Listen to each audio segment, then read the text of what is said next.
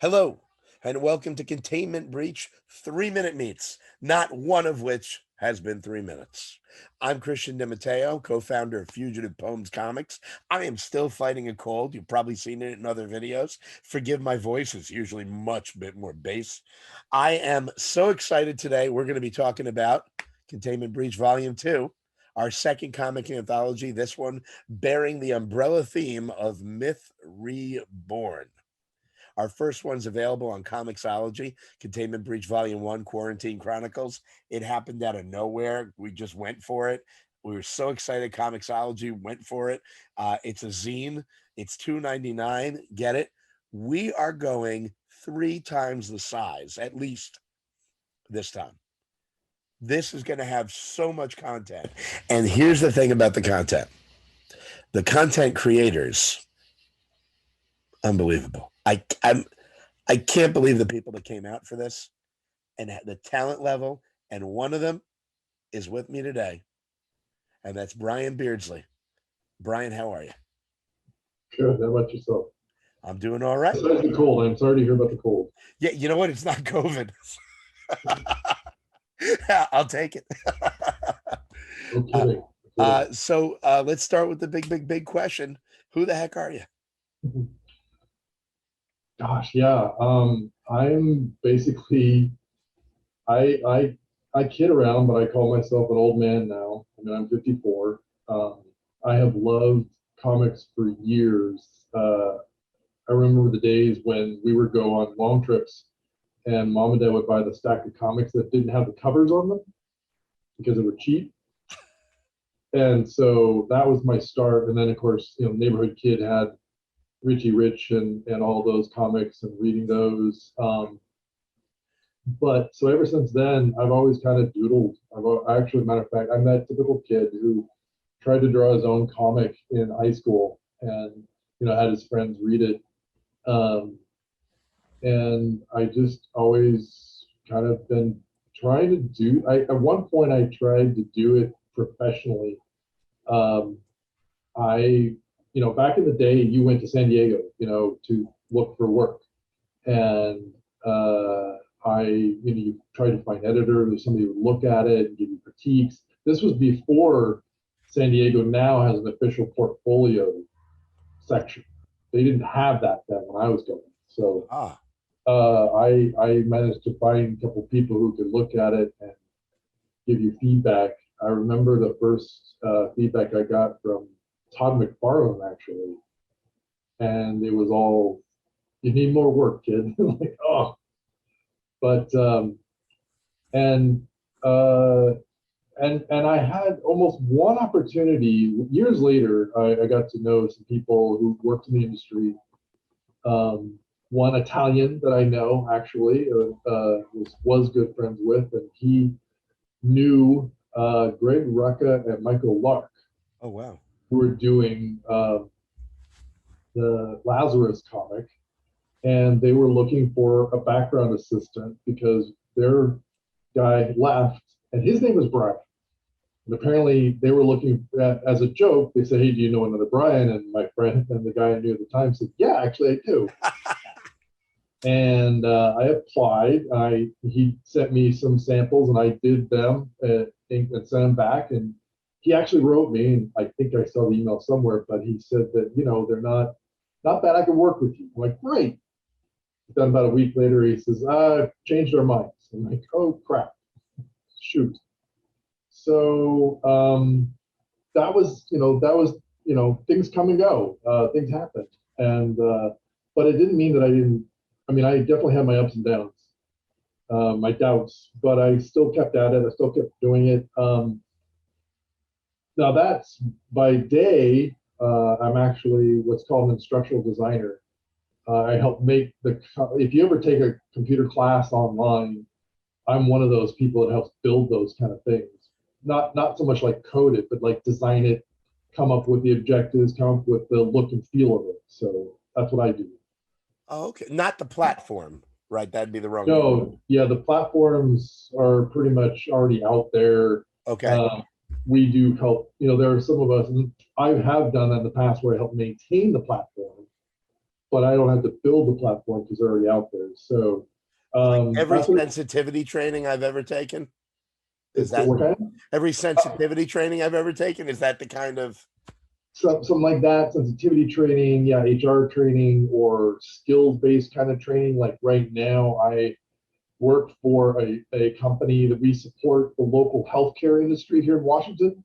Okay. All the healthcare workers that are on the front line, we provide the training for them, so they can maintain their certification and get paid. You know, so and what was great with my last boss, she was great. She was awesome, very supportive.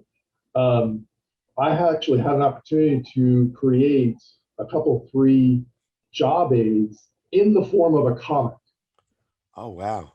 It hadn't been, you see these things out there, they're kind of out there, but not too many people, I don't think too many companies take it seriously. I kind of wish they did. So I actually got a chance. It had in a field test, it had great reception. People loved it, which means that more people will actually download these things and read them rather than ignore them and just move on. I feel like that should be a given. Anything that makes it less of what it is, right? Anything that makes it accessible in that way and interesting. That's very cool. I love hearing that. I think that it's so great when people get a different medium to get information across, and I don't know that a lot of companies understand the value of that. Brian is working with Travis Hill on his Containment Breach story. And Travis Hill is the writer, and that's who we're talking about. He just got a job writing comics for a medical. What is it? I know I'm not getting it exactly right. Yeah, they're I can't remember exactly the company that they're called, Sequential something. Yeah. They basically write anything to do with history or medicine, or basically they take whatever literature and turn it into a comic format so that it's easier for the learner to grasp these probably complex concepts and retain that information. So it's they're basically doing comics, but in a much more educational format. I'd say it's more educational. Here it is. Yeah. Sequential Potential Comics is proud to welcome Travis Hill to our new script writer. So that's the company, is Sequential Potential Comics. We provide illustrated services to the research and scientific communities. Okay. And that's what he's doing. And I think it's brilliant to use that medium. You guys got together. Travis was excited about playing with Norse mythology. Mm-hmm. And he had a bad guy in there that you were really excited to draw. Without giving away the story, tell me a little bit about that. Yes, I think I can at least say the name Fenrir. Yes, that should excite people a little bit. Yeah, Travis' take on Fenrir was definitely was a divergent. It was totally new, and that was exciting for me because the chance to work with both the Norse mythology like Odin, and Thor, the most popular, and sort of make it our own too, right? We can't touch Marvel. We don't want to mess with them at all. So that was a great opportunity, a challenge to be able to make that ours, even though, Norse mythology and Thor are totally public domain.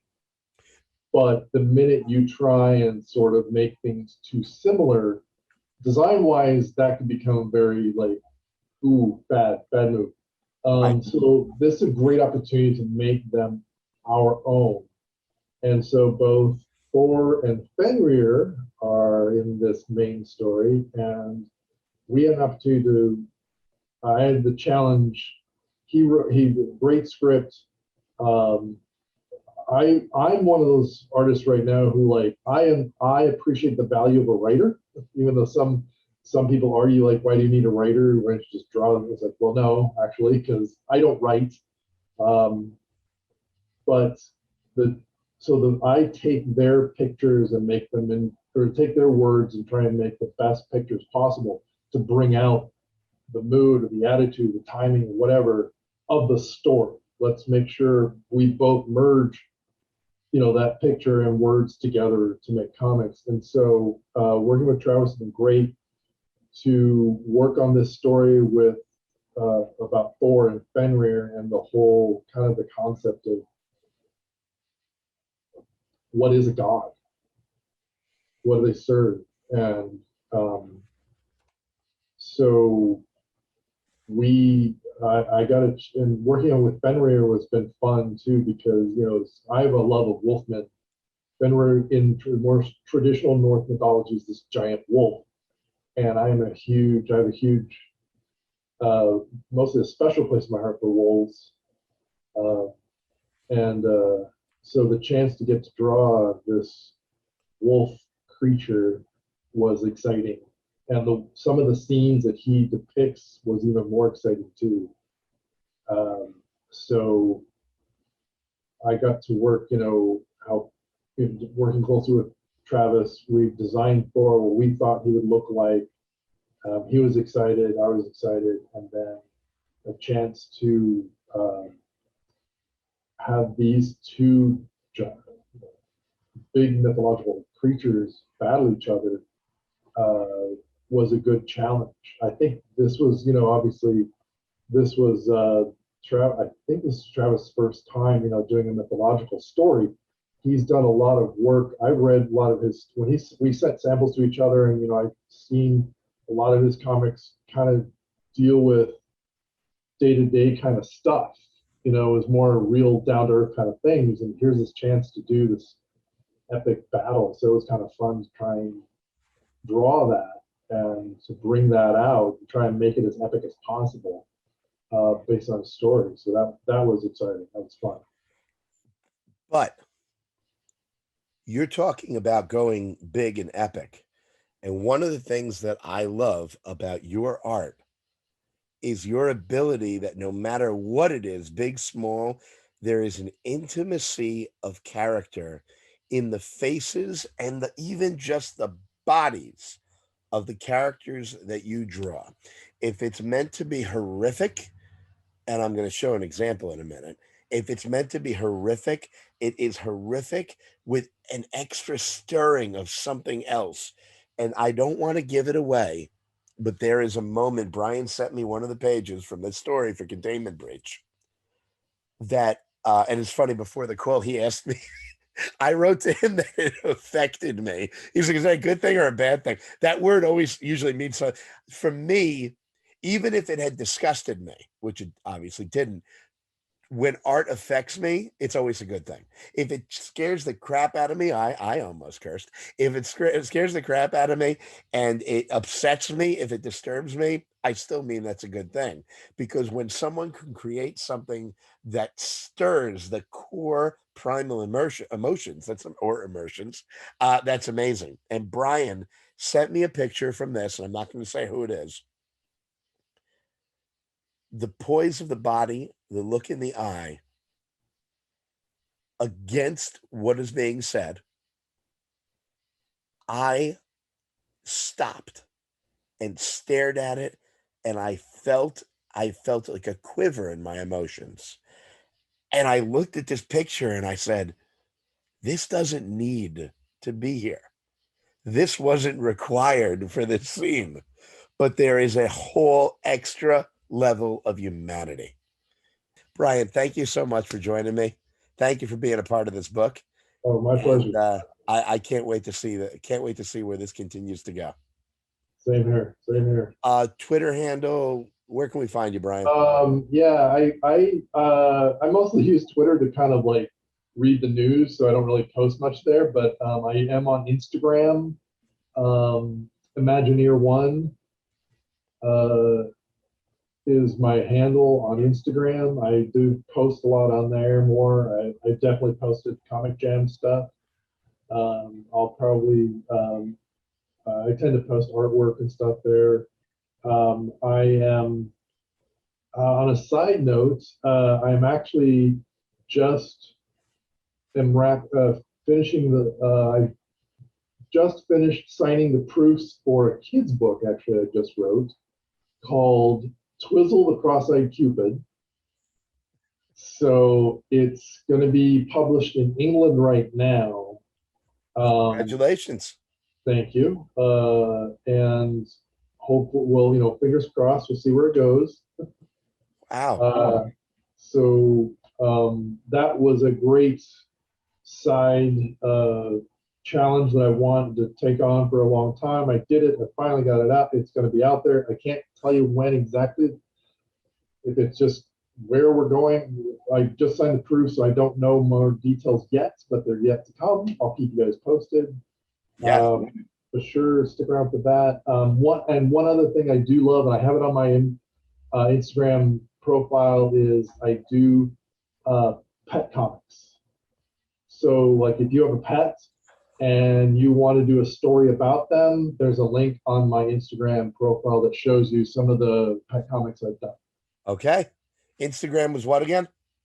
Imagineer One. Imagineer One. Website? Art. If you go to ArtStation and search for Brian Beardsley, you can find some of my work there. And go to thecomicjam.com. And you can see a lot of his work there. Ladies and gentlemen, this book is going to be incredible. In the fall, we're launching. Keep a weather eye on us. Fugitivepoems.com. Go there, subscribe. We got comics on there as well for free. River and Distributary, which is the first 2 parts of what's going to be our next graphic novel. Just James and I, who that's, by the way, I picked up my phone. He's texting me. He's like, "Are you still interviewing?" Because he said from the start, 3 minutes, right? You're going to be our weak link. There's no way you can keep it to 3 minutes. He's right. I just want to talk to people. So go to fugitivepoems.com, CDMETC, at CDMETC on Twitter, at Fugitive Poems on Twitter, at Fugitive Poems on Instagram, and stay with us. We got great stuff coming. If I figured out how to put the button at the end here, press it. If not, go to fugitivepoems.com and we'll get you to the Kickstarter pre-launch. Ladies and gentlemen, we are Fugitive Poems and we make comics.